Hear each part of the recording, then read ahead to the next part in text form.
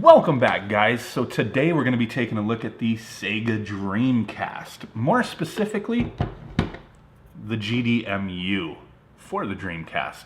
So what is this bad boy? Essentially, this is a flash cart for the Sega Dreamcast. That's one way you can look at it. What it does is replaces your disk drive in your system. It's an optical drive emulator. Pretty cool stuff. Takes SD cards. Like I said, you replace your drive with this. It's a very easy install, and we are going to be diving up close and showing you how easy it actually is. Anybody can do this. You need no technical skills or anything, just a screwdriver. Pretty easy. First off, I want to say thanks to LightUpX. Cool dude out there. He's the one who got this to me. We wound up doing a little trade, kind of worked out for both of us. So I was really looking forward to finding one of these, but just could never get on the list. So really do appreciate it, LightUpX. Awesome stuff. Been really digging this thing. Been meaning to do a video on it for a little while, and today's the day.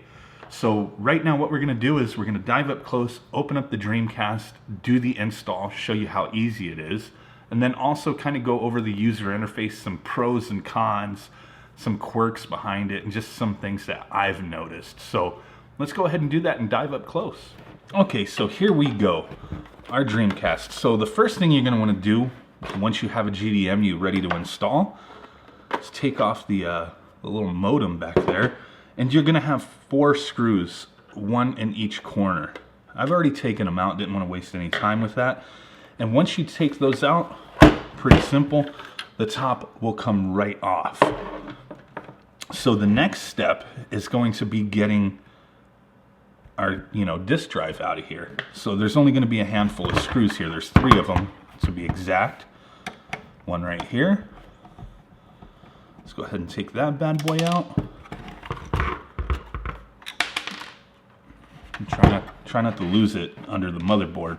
I've done that a couple times messing with this, taking a screw out and then dropping it, and it winds up getting lost underneath the motherboard, and then I have to take the motherboard out. Kind of a hassle, so definitely try not to do that.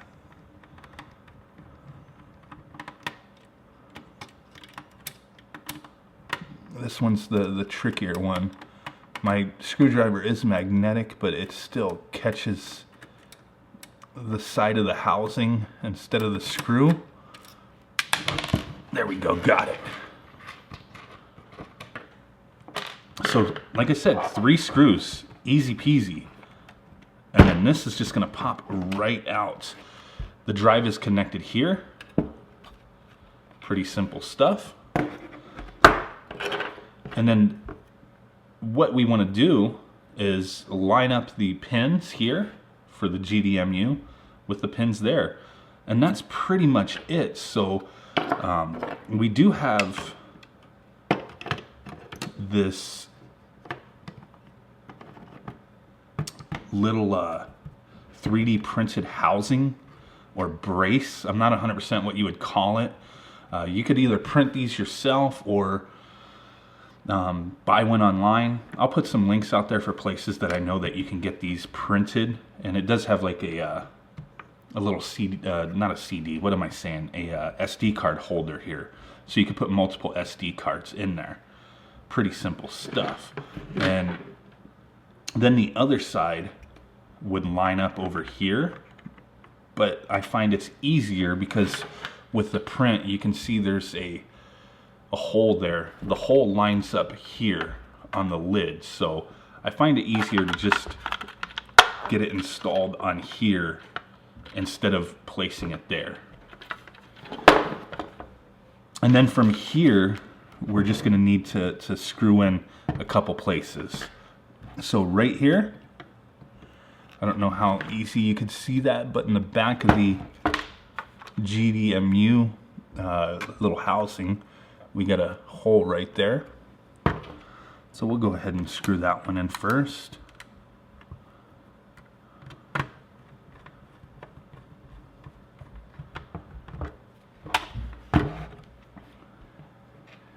And then we're gonna have 2 right here, one there, and we do have one more. And your GDEMU should come with a long screw, and the long screw is gonna go into that spot. If you don't buy this or print this brace, you'll have to just you'll have to use the pegs and that are included to kind of keep it up, and then, you know, screw in the one right here.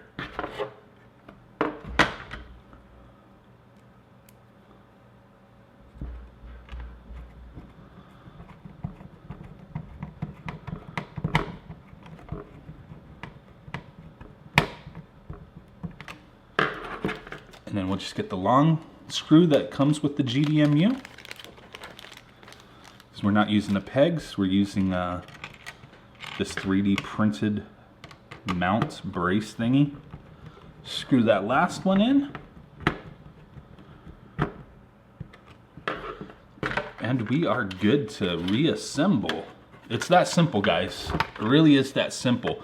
You know, if you're flashing the firmware to the GDEMU, you may not want to put the lid back on yet, because you want to make sure everything's done properly, but I've already done all that, so I'm going to go ahead, put the lid back on. I'll screw everything back in off camera, but there you go. I'll show you real quick how to slide in your SD card.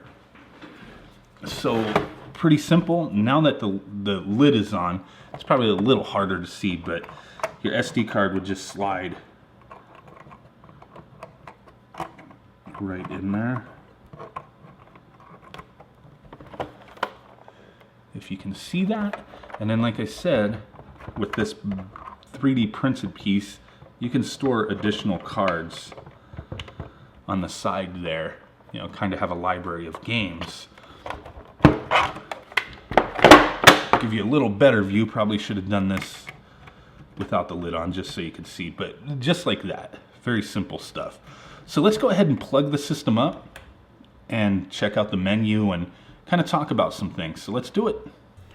Okay guys, so here we go. We have the GDEMU installed, the GDEMU user interface installed onto our SD card, which is a pretty neat user interface. Makes things a little easier, but still there are some quirks to using the GDEMU, whatever you want to call it.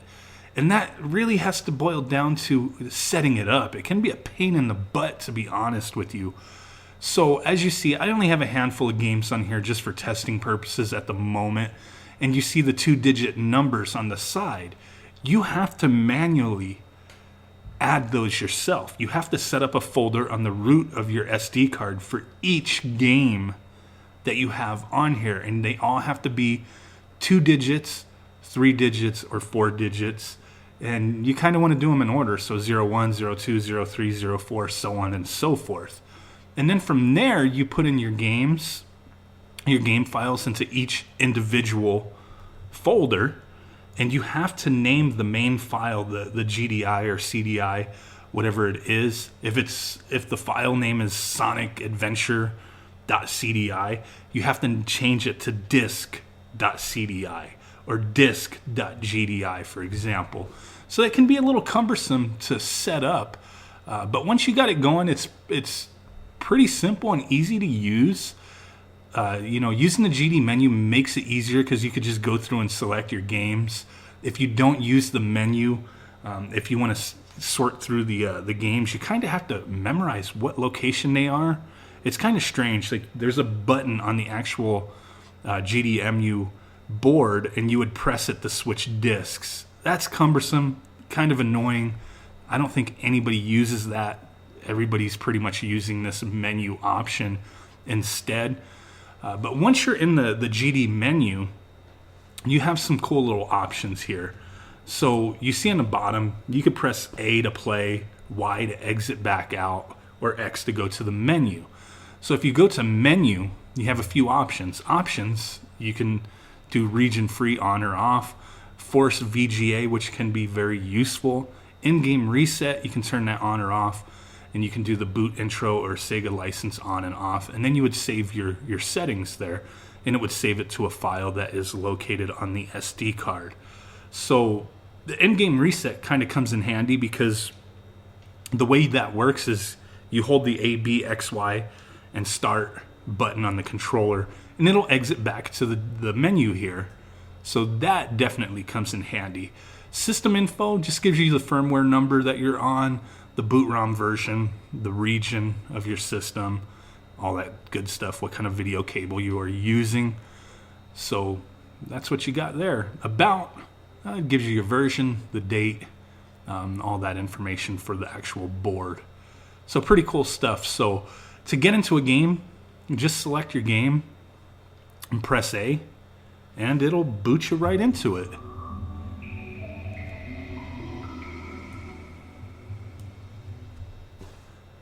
Now, with setting this up, I've run into very few issues, but still issues nonetheless. This board only supports FAT32 for your SD card, and there's plenty of ways of getting around that or formatting higher cards to FAT32, and that's not an issue, but there are a lot of cards that just aren't compatible. And I've also discovered, one specific card that I used, it seemed like everything worked just fine. But then it would get into the game, and maybe 10-15 seconds into the game, it would just boot me back out, and the GDEMU wouldn't work anymore. It would boot me out to the Dreamcast menu where you can access your memory card or boot a game that you have on. And if you tried to boot the game, it wouldn't go to the GD menu. It would just say that there was nothing going on. First, I thought maybe it was an issue with my Dreamcast, maybe it was an issue with the actual board, but really it was just the SD card from my experience, because I haven't had any issues with it since after using a different card. But that's the one thing that's kind of annoying, is finding cards that work. There's a lot of recommended ones out there for you to look at, to use. I know Kingston is one of them. I've been using PNY and also a older SanDisk 32 gigabyte card that I found at Walmart. They go for like $10-12, something like that, and it works just fine. So not without its little quirks here. Annoying to set up, but once you're set up and ready to go, you shouldn't have any issues. Once you have an SD card that works, your firmware's good, everything's going strong, you shouldn't run into any issues. As long as the rips you are using for the actual game are good rips, you're going to have no issues with sound, graphics, or anything like that. Some of the games I have are, weirdly dumped once, and I have to really go back through my collection because I have so much stuff just miscategorized or all over the place. I need to compile everything and get clean, versions of some of these Dreamcast games, so I don't have the weird little intros or the people who dumped it and stuff like that. So it'll run anything, any Dreamcast game, pretty much, as long as it's a good ROM, regardless if it was compressed or, whatever, it'll still play. But you just have to realize, they were ripping a lot of these games back in the day and then compressing certain things or removing certain things in order to fit them on, CDs, on blank CDs. So some games might have audio issues and stuff like that. And it's not the GDEMU doing that. It's just the rip that you have of that particular ROM. So just something to point out there. And here I'm going to go ahead and do the in-game reset. Hold down start and all four of the face buttons. It just takes a second. And then we do go back to the GD menu there. So I'm really digging this thing. I know there is other options, the USB, the GD USB loader. There's other options that aren't as good. People are either using the GD USB or the GDEMU, one or the other, either using USB or using SD cards. Some people prefer one over the other. I can't say for sure anything with the other one because I haven't used it. I've only used this, and this really suits my needs well once I got over the quirks of setting it up. And like I said, I only have a handful of games on this SD card because this was just for, kind of testing some stuff out. But it is an adventure getting it set up, so definitely keep that in mind. This is really a great product in my eyes because with these older systems, eventually those CD readers, lasers, whatever they are.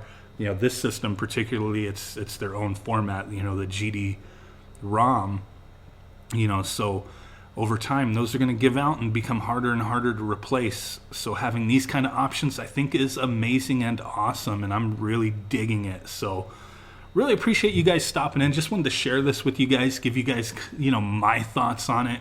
I'm really loving it.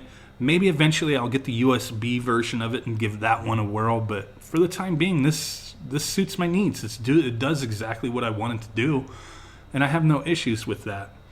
Very easy to install. Just the quirks of, getting your game set up and making sure you have an SD card that is compatible. Those are really the only cons that I could see, and it's just cons in that it can be time consuming getting it going. So really do appreciate you guys stopping in. Smash that like button, subscribe, follow me on Twitter, do all that cool stuff. Really do appreciate it. And I will catch y'all next time. Peace out. Bye-bye.